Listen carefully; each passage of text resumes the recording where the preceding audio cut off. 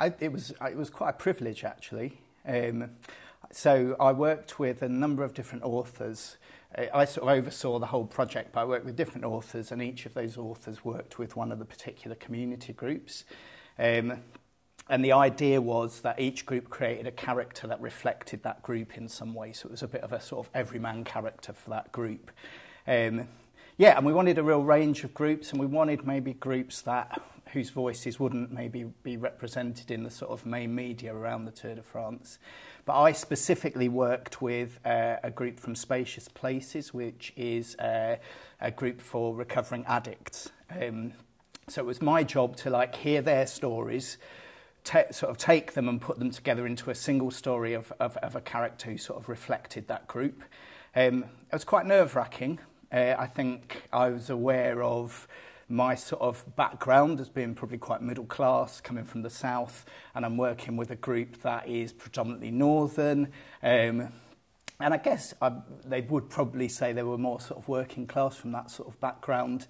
So I think it was nerve-wracking thinking, how do I take these stories and represent them fairly, represent them in a way that that really catches what they've told me, that doesn't glamorise it, but that it catches it. So I was nervous that I wouldn't be able to do that, basically. But worked with the group, and when I first took the story back to read to that group was one of the most nerve-wracking things I've done, to stand up and read that story through and say, what's that like? But at the end of that, there was people in tears. Someone said to me, it's like you've told my story, but it wasn't my story, which was just brilliant, because that was the sort of aim. So I felt it was a real privilege. And I think as I was walking up to where we were, where I was doing the reading back to them up past the university, and I was thinking, I don't know how I've been given this job in a way. I don't know how it's come to me that I get to articulate this story for these folks. So, yeah, privilege, nerve-wracking, but brilliant, and one of the most fulfilling things I've done, and certainly learning loads from that group. I was sort of taking that further now, because we're working with that group to create a full-length production at the moment, which I'm writing. So we're currently in a new set of workshops with them.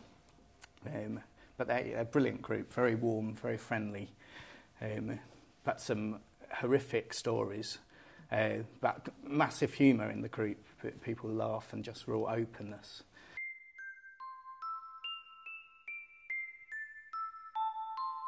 When you're writing something, for me anyway, I never know whether it's any good. You're sort of very up close to it, and you like it, but you're never quite sure whether other people are going to like it. And I first started, my background is working on performance and writing plays. So I basically wrote the book because I quite fancied having a go at writing a book, and I started it as a practice.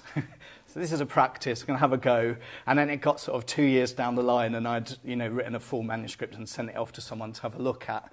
So yeah, it's brilliant to get those reviews back and think people have enjoyed it, and also get reviews back from kids. I go into schools and they seem to love it. So there's not really a better feeling, really, when you've invested so much into that sort of process. So I certainly don't come at it as like I'm a writer and I know exactly what I'm doing, and I know, here I'm knocking out these books. And for me, it's more like when I first got the books, it's like, oh, what do I do? Do I open the box? Do I leave it there for a moment? So it's quite an exciting feeling, and then to get all the response is just brilliant.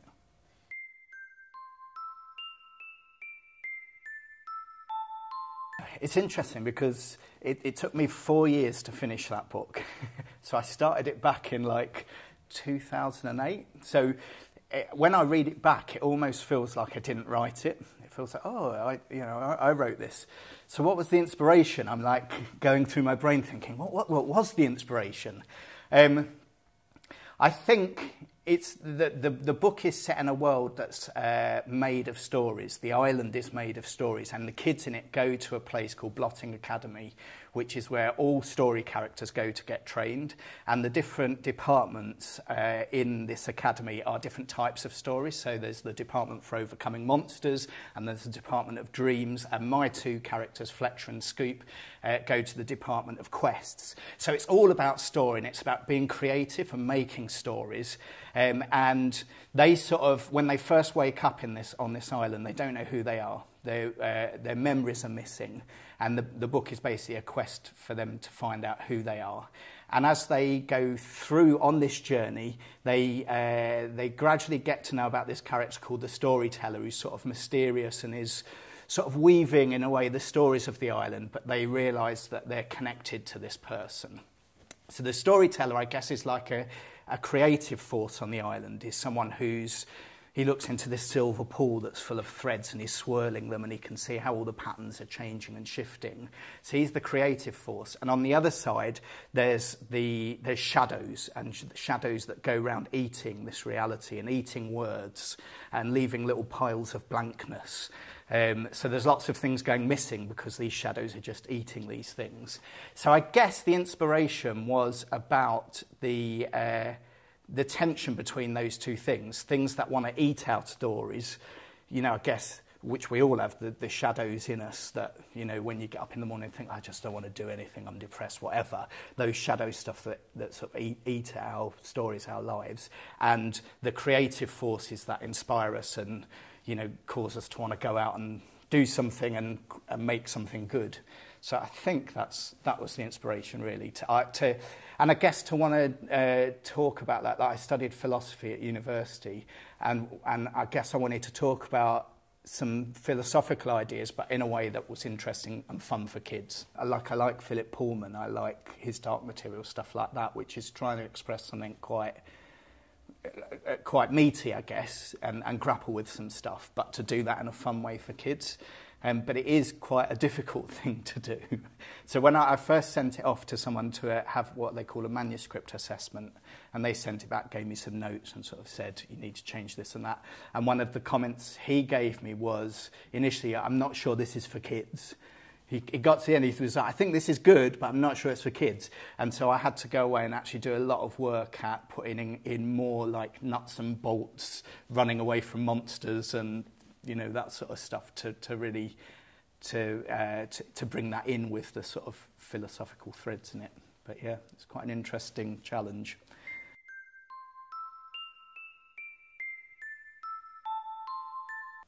I'm not quite sure is the honest answer, but I'm quite good at when I've got days when I'm not writing, I'm quite good at getting stuff done. I guess knowing that I've got writing days means that I need to be efficient in my other days.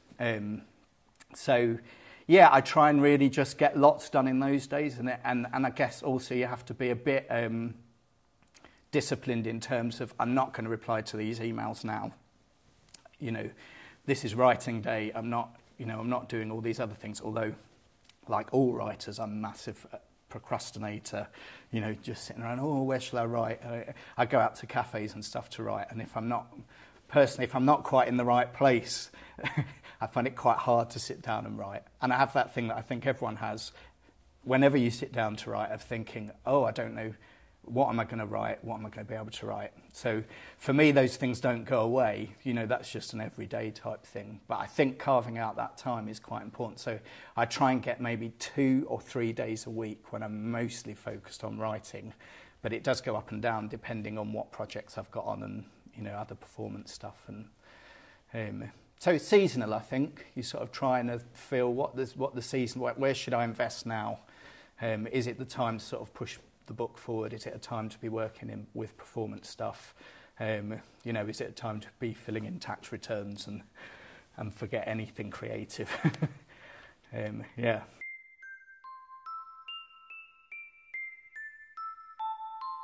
No, and I'm not naturally a reader either. So the way I've come into writing books is through doing performance. So I grew up doing amateur dramatics. My parents were part of amateur dramatics groups, and I always went along and ended up playing Tiny Tim and doing backstage and pantomimes and stuff like that. And so after school, I went and I studied stage management for a while. And then I came up to Leeds and studied philosophy and did lots of theatre stuff while I was up here. So that's been my route in, really. It's through, I don't really like acting because I get too nervous. So I ended up doing more backstage and directing. And then the further you go into that, the more you start to write bits. And And like particularly when you're first starting off, it's cheaper. You don't have to pay for rights, so you write your own stuff. So when I got maybe 3 or 4 plays down the line, I was like, oh, maybe I should take this a bit more seriously. And so, yeah, that's been my journey. It's been a sort of, I guess not a drift, because there have been, I'm quite focused, but I've not been someone who, like a kid, always sat and wrote stories. Although I did win a storytelling competition at school. That's one thing I remember. Something about an elephant. I don't remember the story. But in reading, I always felt I was quite slow at reading. So one of the things I like when I go into schools is I can say, look, you might not be naturally a reader. You might not love picking up books, but you don't know what's going to happen, and you can still make up stories. We all make up stories, and that's the thing that's important to me is the story rather than the way that it's sort of told or mediated. Yeah, so that was my way into it through performance.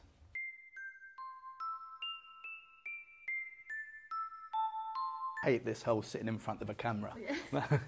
It's not my natural, not naturally something that I like. And I've had to sort of challenge myself, because obviously being an author, you do have to stand up in front of classes and, running events and stuff like that.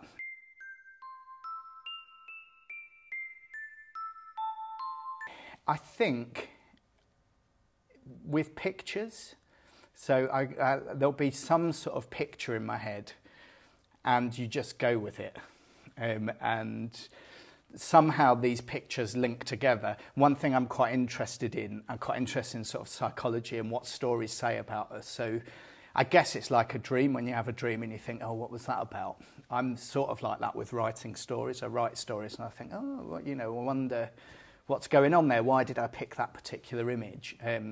But yeah, I guess images just come and they're quite strong. And most of us probably just go, oh, forget that. Like the dream, you wake up in the morning and you just forget it. But I've tried to run with those pictures a little bit, I guess. So that's one thing. And the other thing would be, I guess, more academic stuff like philosophy, like psychology, and then linking those two things together. So somewhere in there's a story. And I love kid stuff, love adventure stories and quests. So, that's, you want to keep it light and fun as well. And so maybe those 3 things. I'm adding things, aren't I? Like, Monty Python. And one more thing.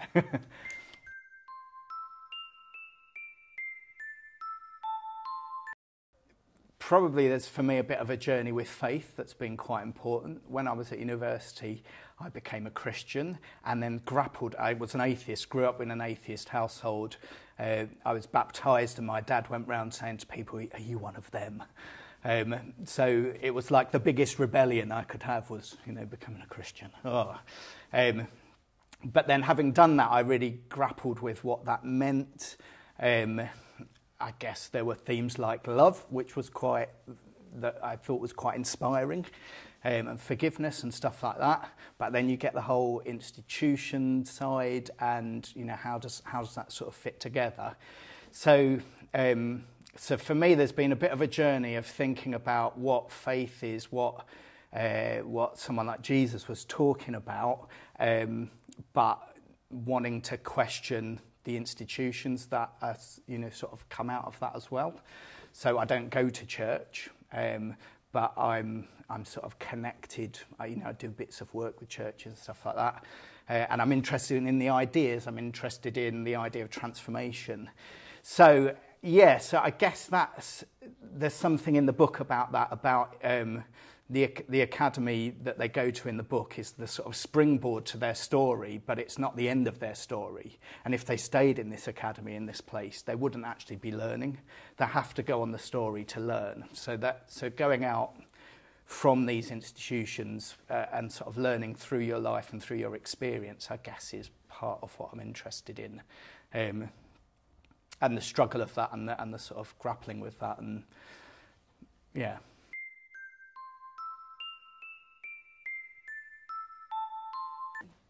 Yeah, so working on a thing called Drink with a Chimp at the moment, which is a production working with Spacious Places, who were a group that we worked with for the Leeds Story Cycle.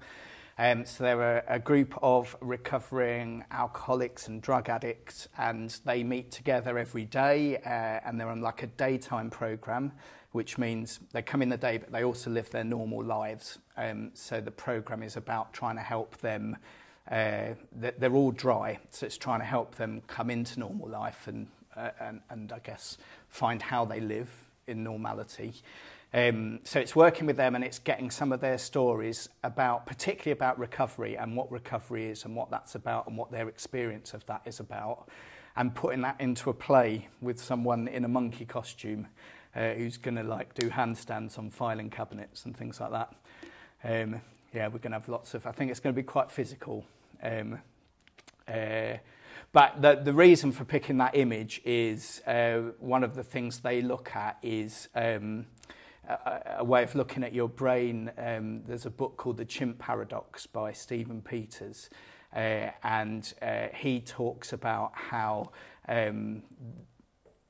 like as a picture, the brain is divided into three parts. You've got the sort of primal part of your brain, which is the chimp, which is all your just instinctual stuff, and then you've got the front of your brain, which is he calls the human, and then you've got the computer, which sort of negotiates between the two, or collects information between the two, and they all sort of work together. So when you have those discussions in your head where you're like, I should do this, or no, I'm not going to, I shouldn't do that, or I want that cake, no, you shouldn't have that cake, that sort of discussion, it's actually the two bits of your brain having this conversation in a sense.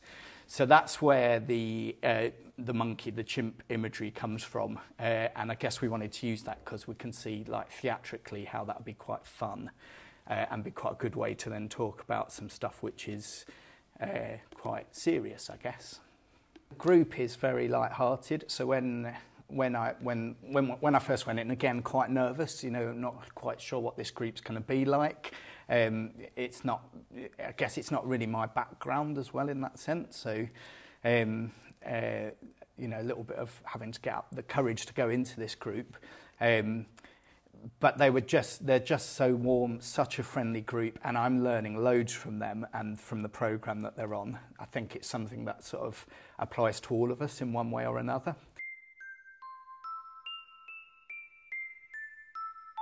I think that to like discover your own way of doing it. Like there's loads of advice out there, you should be writing every day, or, do it at this time, and I think all that can be quite off-putting because you sort of look at it and you think, oh, if you're on Twitter or whatever, so-and-so has written 5,000 words today and I've written a sentence. So I'd say, like, don't compare yourself to someone else. Try and discover what your the way that you're naturally, obviously you've got to push yourself, but the way you're naturally going to work, try and sort of work that out and discover it and go with that, and then pick up which rules and which bits of advice work with you, and certain things are going to work for you and certain things aren't. But yeah, don't compare and don't get discouraged from all the stuff out there going, here's 5 things you have to do to be a writer, because I don't think there are 5 things.